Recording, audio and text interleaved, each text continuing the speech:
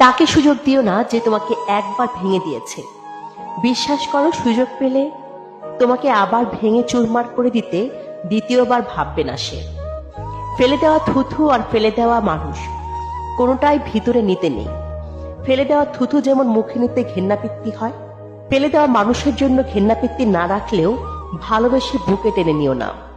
অন্যের ঘুম কেড়ে নেওয়া মানুষটা কখনো জানে না নিদ্রাহীন রাত কতটা ভয়ঙ্কর হয়। পুরুষ যখন অভাবে থাকে তখন নারীর টাকার চাহিদা বাড়ে।